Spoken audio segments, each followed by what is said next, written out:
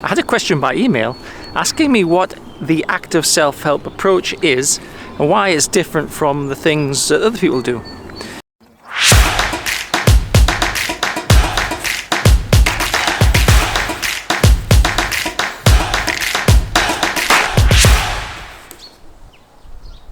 Well, it's dead simple really. I guess most complex things are simple. Basically, active self-help. The first thing we need to do is to figure out what the problem is. Now, you might say, well, I'm depressed or I'm anxious. Yeah, okay, fair enough, that's your experience. That's not the problem. That's the consequence of the problem. You see, depression and anxiety are outcomes.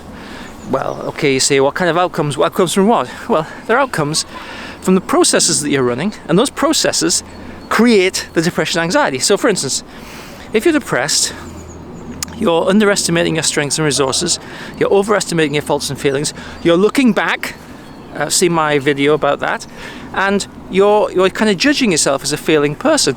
Well, that's not likely to be true. In fact, I've treated hundreds and hundreds of people with depression, and if you change your opinion about yourself over the course of treatment, then the previous opinion you held, the one that makes you feel depressed, obviously isn't accurate. It's just a biased interpretation. So the first thing we do is we figure out what the problem is. Now, you run neural programs and processes inside your head, and these neural programs and processes are basically the programs that give you the outcomes. So we figure out what the programs are, we create a roadmap. Let's say we say, okay, you have a tendency to worry, you're anxious, depressed, doing negative thinking, maybe faulty thinking, low self-esteem. These are all programs. They're belief systems that run, that give you the outcome you have. The second thing is we have to follow a path, a well-worn, a well-trodden path to be able to turn off these processes, change them, modify them.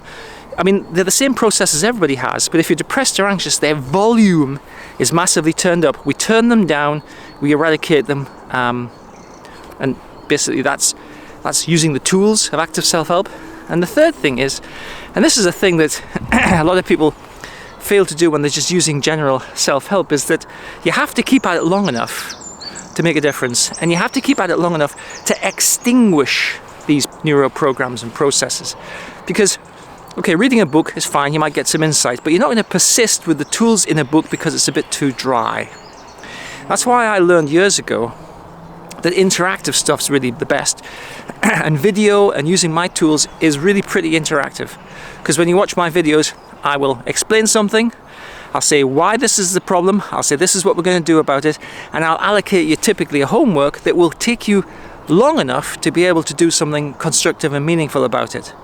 So the third thing of active self-help is you have to persist long enough until you achieve the outcome that you want. Now, no one is more interested in your mental health than you, or at least that should be the case. If it's not the case, probably should change that, right? And if you don't have good mental health, if you feel anxious or depressed, you're not having the life experience you could have. You're just not, right? And this is a spring day. It's not a spring day, actually. It feels like a spring day. It's actually a lovely day to be out. It's not too windy, and it's, there's heat in the sun. So it's a lovely day to be out. But if you're depressed, you're not going to be able to enjoy it to the fullest extent. And if you're anxious, you might just feel, I couldn't be out in a big field like this. Okay, so depression and anxiety and panic and stress, they limit your life experience. This is the life that you have. So you better, really it's your responsibility to do a good job of enjoying it. I would generally say, try to enjoy your life. I mean, why wouldn't you?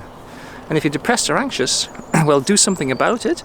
Don't allow these things to persist for longer than they need to, and eradicate them. As a general principle, mental health problems are not necessary accompaniments to your life. They are outcomes of the neural programs and processes that you're running. You get stuck in the outcome, you get lost in the outcome. And if that doesn't make sense to you, watch my video about you are not the problem, but you have a problem. Because once you start to recognize that you simply have a problem of depression or a problem of anxiety, well then you can use tools and resources that I've developed to get out of your life, to change it, right? You don't have to stay where you are. But if you don't use active self-help, and if you accept that depression and anxiety are just things that I have in my life, well, nothing's going to change, because you're accepting less of a life than you could have. So I'm out in a big field near where I live, and I'm just having a little bit of sunshine, and I'm answering the question of what is active self-help. Well, in a nutshell, it's using the tools that you can use to help yourself out of anxiety and depression. It really works. I've tested it in clinical trials with the NHS and with my programs Blues Be Gone, Mood Control, Panic Pit Stop, and now Anxiety Wizard. So basically,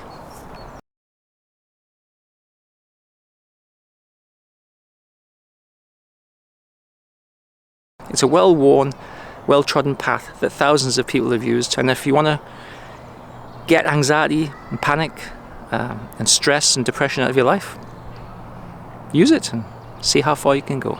Thanks for the question, and thanks for taking the time to listen to the answer.